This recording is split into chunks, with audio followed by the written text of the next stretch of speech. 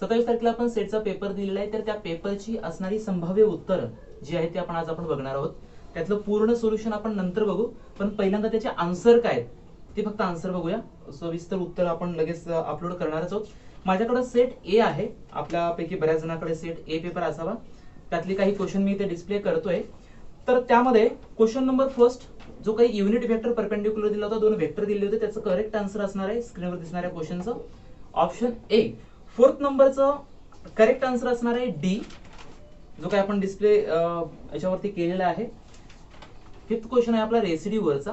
त्याने विचारलं होतं की the residue of the function z² upon z² plus a² at z equal to a i आपल्याला find करायचं होतं. At z equal to a i या पॉइंटवरती आपल्याला फाइंड करायचं होतं. तर त्याचं करेक्ट आन्सर असणार आहे option number first, it is a I upon 2. Number 6 चा नेक्स्ट क्वेश्चन नंबर 7 मध्ये आपल्याला डिफरन्शियल इक्वेशन दिलेलं होतं आणि काही कंडिशन दिलेले होते, त्याच्यावरून आपल्याला फायनल आन्सर फाइंड करायचं होतं, y ची व्हॅल्यू फाइंड करायची होती. तर त्याचं करेक्ट आन्सर असणार आहे y is equal to x² upon 5 plus 4 upon 5x. It means option number D. Okay, त्यानंतर क्वेश्चन आहे क्वेश्चन नंबर 11. स्क्रीनवर बघतोय आपण तो क्वेश्चन, त्याचं करेक्ट आन्सर असणार आहे ऑप्शन सी. क्वेश्चन नंबर 12 जो क्लासिकल मेकॅनिक्सचा आहे, अगोदरचा सुद्धा क्लासिकल मेकॅनिक्सचा होता, क्वेश्चन नंबर 11 सुद्धा. क्वेश्चन नंबर 12 मधला क्लासिकल मेकॅनिक्सचा करेक्ट ऑप्शन असणार आहे option number B, it is 1.96 metre. Next question number 13, याच्यामध्ये आपल्याला आर ची व्हॅल्यू विचारलेली होती. तर आर ची व्हॅल्यू ते जे काही सेपरेशन आहे त्याचं आपल्याला करेक्ट आन्सर भेटेल option number D, it is 2a/b. Next question number 14, तो आपल्याला क्वेश्चनचं करेक्ट आन्सर सापडलेलं नाहीये, त्यामुळे तो क्वेश्चन आपण थोडा बाजूला ठेवूया. मला वाटतं तो क्वेश्चन करेक्टली जर तुमच्यापैकी कोणाचा सॉल्व्ह होत असेल तर मला पाठवा. क्वेश्चन नंबर 15, त्याच्यामध्ये डिग्री ऑफ फ्रीडम विचारलेला होता. तर डिग्री ऑफ फ्रीडमचं करेक्ट आन्सर असणार आहे 5. त्याच्यानंतरचा क्वेश्चन नंबर आहे 17, Hamiltonian motion equation of motion modified to, हे क्वेश्चन जो होता तर त्याचं करेक्ट ऑप्शन असणार आहे बी, ज्याच्यामध्ये q dot is equal to dh/dpi आणि pi is equal to minus ∂h/∂q plus q. ही जी काही व्हॅल्यू आहे ती करेक्ट असेल. करेक्ट पूर्ण क्वेश्चनची एक्सप्लेनेशन सहित आपण उत्तर बघणार आहोतच, त्यापूर्वी आपण फक्त आन्सर बघतोय. क्वेश्चन नंबर 18, या क्वेश्चनचं करेक्ट ऑप्शन अजून तरी आपल्याला करेक्टली सांगता येणार नाही, पण त्याचं ऑप्शन संभाव्यता आहे ऑप्शन नंबर बी किंवा डी, या दोन ऑप्शन मध्ये आपण सांगू शकतो. क्वेश्चन नंबर 19 चा क्वेश्चन नंबर 18 चा क्वेश्चन नंबर 19 जो आहे त्याच्यामध्ये आपल्याला फ्रेम ऑफ रेफरन्सचा हा जो काही क्वेश्चन विचारलेला आहे त्याचं करेक्ट ऑप्शन असणार आहे सी. आणि त्यानंतरचा क्वेश्चन होता question number 20, a particle as observed in a certain frame of reference has a total energy of 13 giga electrovolt and the momentum of 5 giga electrovolt by C. Its rest mass is. आपला simple question विचारला होता, E square is equal to p square c square plus m not square c to the power 4 हा जो काही formula आहे तो formula use करून आपण या क्वेश्चनचा आन्सर आपण फायनल सॉल्व्ह करू शकतो. त्याचं करेक्ट आन्सर येऊ शकतं ऑप्शन नंबर ए. त्यानंतरचा क्वेश्चन होता question number 21, current I is flowing through the infinitely long wire, आणि त्यांनी कार्टेशियन कोऑर्डिनेट सिस्टीम मध्ये व्हॅल्यू पुट केलेल्या होत्या. तर त्याच्यावरून आपल्याला फायनल आन्सर मॅग्नेटिक फील्डचं फाइंड करता येईल, ते म्हणजे ऑप्शन नंबर सी, त्याची मॅग्नेटिक फील्डची व्हॅल्यू येईल 1. त्यानंतरचा क्वेश्चन आहे क्वेश्चन नंबर 22, आणि त्याच्यात त्यांनी ट्रॅजेक्टरी विचारलेली होती. तर ट्रॅजेक्टरी त्याची सर्कल किंवा सायक्लॉइड या दोन ऑप्शन मध्ये अजूनही आपण कन्फ्युज आहोत, बी किंवा सी या दोन ऑप्शन मध्ये. Okay, question number 22. त्याच्यानंतरचा क्वेश्चन नंबर होता 23. क्वेश्चन नंबर 23 मध्ये SI unit of dipole moment, magnetic dipole मोमेंटचं एसआय युनिट विचारलेलं होतं. मॅग्नेटिक डायपोल मोमेंटचा आपल्याला फॉर्म्युला माहिती आहे, m is equal to IA. याचे ज्यावेळेस आपण युनिट पुट करू तर त्याचा आन्सर आपल्याला ऑब्टेन होईल option number D. Next question is a solid sphere आणि रेडियस इज कॅपिटल आर आणि त्याची चार्ज डेन्सिटी दिली होती rho is equal to a root R. हा जो क्वेश्चन आहे त्याच्यामध्ये आपण त्यांनी विचारली होती electric field is directly proportional to. तर हा क्वेश्चन जो आहे तो आपला गॉस लॉचा आहे, E into 4πr² is equal to Q enclosed upon epsilon naught. हा जो काही फॉर्म्युला आहे त्याच्यावरून फाइंड करू शकतो. क्यू इज इक्वल टू आपल्याला माहिती आहे charge density rho into DV. DV आपल्याला माहिती आहे r² dr sin theta d theta d phi. ही जी काही चार्ज डेन्सिटीची व्हॅल्यू आहे ती आपण पुट करायची आणि डीव्ही ची व्हॅल्यू आपण आता सांगितलेली ती पूर्ण जर आपण पुट केली आणि चार्ज पूर्ण आपण फाइंड केला आणि आलेली व्हॅल्यू याच्यामध्ये पुट केली तर electric field directly proportional to काय येईल, याची जर व्हॅल्यू बघितली तर ते डायरेक्टली प्रोपोर्शनल टू येईल r टू द पॉवर 3/2. म्हणजे ऑप्शन नंबर 3. त्याच्यानंतरचा क्वेश्चन होता 3 particle charge Q, Q and -2Q.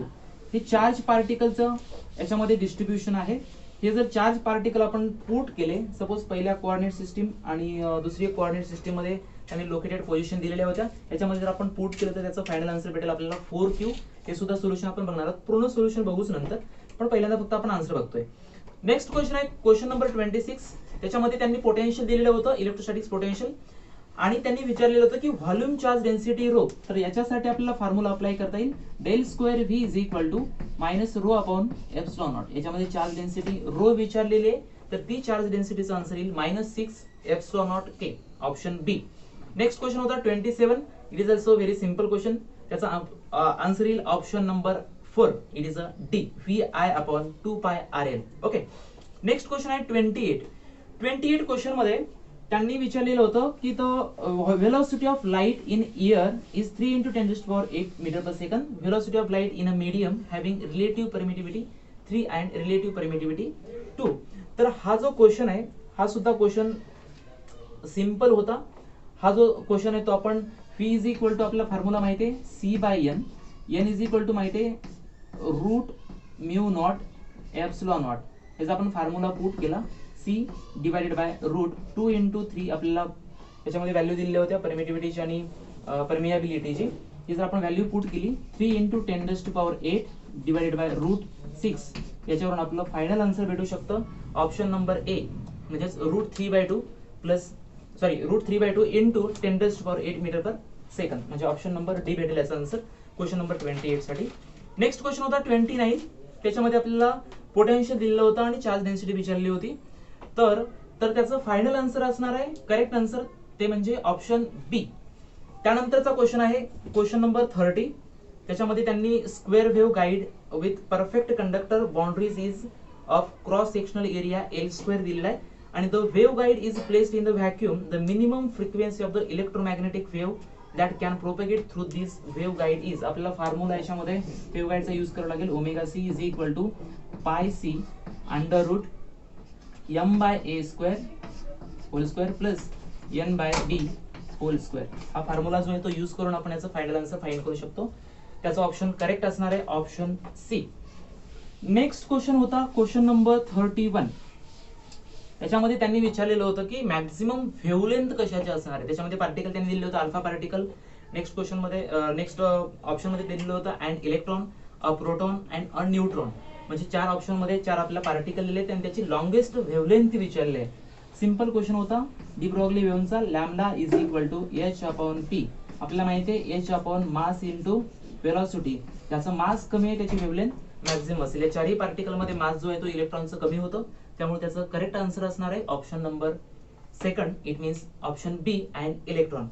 Next question होता 32. If a quantum mechanical operator of the 2 observable of the system do not commute them.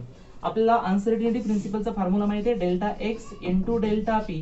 Question number 32चं answer येईल D. It is impossible to know the precise value of observable simultaneously. Okay. Next question number 33. It is a commutator वरचा depend होता. ए आणि बी दोन commutator दिलेले होते, A आणि B vector दिलेत, युनिट वेक्टर दिलेत, आणि त्यावरून आपल्याला कम्युटेटर फाइंड करायचं. त्याचं फायनल आन्सर भेटेल option number C. It means h×(x_p_z + px_z. Next question होता 34चा, जो नेट मध्ये प्रीवियस क्वेश्चन विचारलेला आहे. त्याचा ऑप्शन बी आहे π² h²² atm². Potential. Next question आहे 35. तो म्हणजे डेल्टा एक्स ची व्हॅल्यू विचारली होती. हा सुद्धा सिंपल क्वेश्चन होता. आपल्याला पहिल्यांदा x² ची एक्सपेक्टेशन व्हॅल्यू फाइंड करायची होती आणि त्याच्यानंतर x ची एक्सपेक्टेशन व्हॅल्यू फाइंड करायची होती आणि ती पुट करायची होती आपल्याला. Expectation value delta X is equal to, simple हा फॉर्म्युला होता, delta X is equal to under root expectation x² minus expectation x whole square. या फॉर्म्युल्यामध्ये जर आपण व्हॅल्यू पुट केली तर त्याचं फायनल आन्सर आपल्याला भेटू शकलं असतं ऑप्शन नंबर ए. त्यानंतरचा क्वेश्चन आहे 36. A muon atom is formed by the muon mu minus and the proton. आणि याच्यामध्ये त्यांनी विचारलेलं होतं की the longest wavelength of the spectral line of in Balmer series of such an atom is approximately. याची value दिली होती आणि त्याचं करेक्ट आन्सर येईल option number A. It means 20.5 5 angstrom. Option A is the correct. त्याच्यानंतरचा question आहे 37 मध्ये option A, कारण याच्यामध्ये पर्टर्बेशनचा क्वेश्चन होता. h prime is equal to b in bracket l minus x हा क्वेश्चन होता. त्याच्यामध्ये bl मायनस bx याची एक्सपेक्टेशन व्हॅल्यू जर आपण फाइंड केली तर त्याचा आन्सर भेटला आपल्याला bl अपॉन 2. म्हणजे बघूया डिटेल मध्ये क्वेश्चनचे आन्सर आपण सॉल्व्ह करणारच आहोत. b expectation x is equal to l by 2 याला जर आपण सॉल्व्ह केलं तर आपल्याला आन्सर भेटून जाईल bl upon 2 h prime is equal to. Okay, next question होता minimum energy of the collection of the 6 non interacting electron of the spin. Half spin दिलेला आहे आणि त्याच्यावरून आपल्याला ग्राउंड स्टेट एनर्जी विचारलेली होती. 6 इलेक्ट्रॉन होते. 6 इलेक्ट्रॉन साठी 1D बॉक्स आपल्याला माहिती आहे. स्पिन हाफ दिल्यामुळे 2 पार्टिकल आपण प्रत्येक स्टेट मध्ये पुट करू शकतो. आपण बघितलेला आहे क्लासमध्ये E4E and this is a 9E. Ground स्टेटची energy E, second first excited स्टेटची एनर्जी 4E आणि third is a second excited state energy is a 9E आणि it is a non degenerate. That's why याची जर आपण calculate करून पूर्ण energy जर फाइंड केली तर ती येईल आपली 28 पाय square h cross square by 2ml square. तर त्याचा करेक्ट ऑप्शन असणार आहे option number B 14 pi square h cross square by 2ml square. Next question Born approximation रूलचा हा सुद्धा क्वेश्चन नेट मध्ये ऍज इट इज क्वेश्चन विचारलेला होता. त्याचा ऑप्शन करेक्ट असणार आहे ए. नेक्स्ट क्वेश्चन 14 त्याच्यामध्ये आपल्याला -d² बाय dx² दिलं होतं आणि त्याचं आयगन व्हॅल्यू -4 दिली होती रिजन मध्ये 0 टू इन्फिनिटी या रिजन मध्ये. त्यामुळे 0 टू इन्फिनिटी या रिजन मध्ये फक्त आणि फक्त ऑप्शन बी फक्त सॅटिस्फाईड करतं e⁻²x. त्यामुळे याचं फायनल आन्सर करेक्ट असेल ऑप्शन नंबर बी a0 e⁻²x. त्यानंतरचा क्वेश्चन आहे 41. त्याच्यामध्ये आपल्याला त्यांनी विचारलं होतं की density and specific heat at the constant value are. Question number 41 density and specific heat at the constant value. The answer correct is option A both intensive variables. Next question number 42 त्याचा option असेल C cv² 2t. जो काय आपण question बघतोय त्याचा answer C असेल. Next question आहे 43 u is equal to 3 kBt म्हणजे option D. Question number 44 option A is a correct जे आपण स्क्रीन वरती बघतोय. नेक्स्ट क्वेश्चन नंबर 45 हा आपण डिटेल मध्ये क्वेश्चनचे आन्सर पूर्ण बघू. व्हिडिओ खूप मोठा होईल त्यामुळे मी फक्त आन्सर सांगतोय.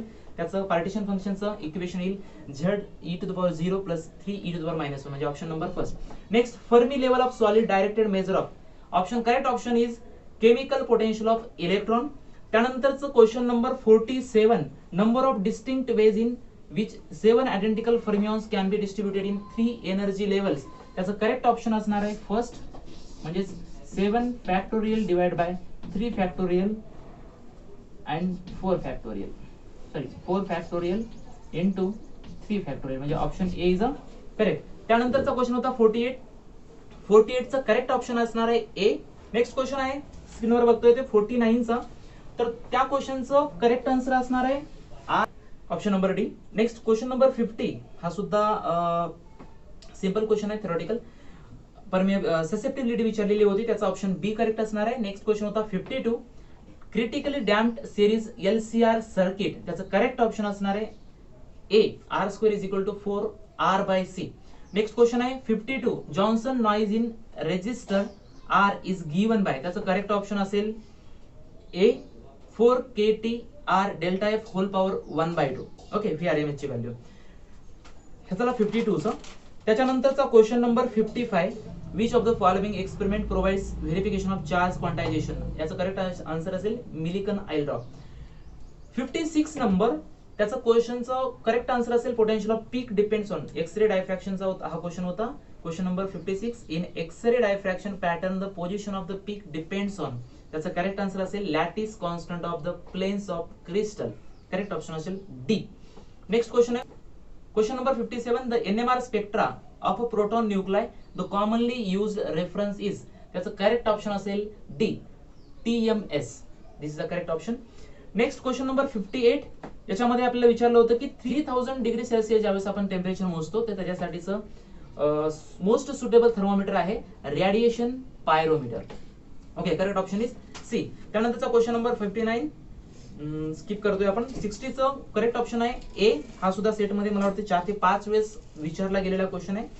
त्यानंतरचा 63 इलेक्ट्रॉनिक्सचा क्वेश्चन आहे. इलेक्ट्रॉनिक्सचा क्वेश्चन मध्ये फ्रिक्वेन्सी विचारलेली होती हार्टली ऑसिलेटरची. आपल्याला फॉर्म्युला माहिती आहे फ्रिक्वेन्सीचा f is equal to 1/2π under root L C. हा एल इक्विव्हॅलंट घ्यायचा होता. एल इक्विव्हॅलंट याच्यामध्ये दोन इंडक्टर दिले आहेत, एक 12 मायक्रोहर्ट्झ आणि नेक्स्ट दिलेला होता 8 मायक्रोहर्ट्झ. हे जर दोन आपण ऍड केले तर 20 येतील आणि कॅपॅसिटन्सची व्हॅल्यू दिलेली आहे इथे 0.05 मायक्रोफॅरड.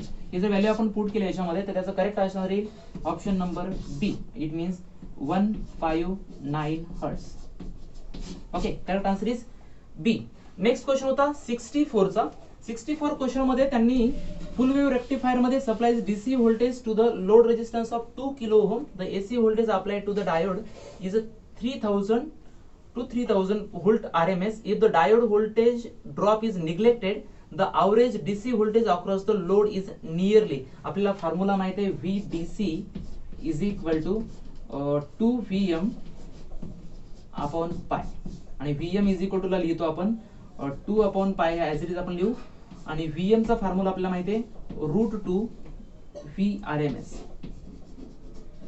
जर आपण याची व्हॅल्यू पुट केली तर त्याचा करेक्ट आन्सर येईल option number B. It means 270 volt. Okay, option number B. Question number 64 जे आपण स्क्रीनवर बघतो त्याचा आन्सर येईल ऑप्शन नंबर बी.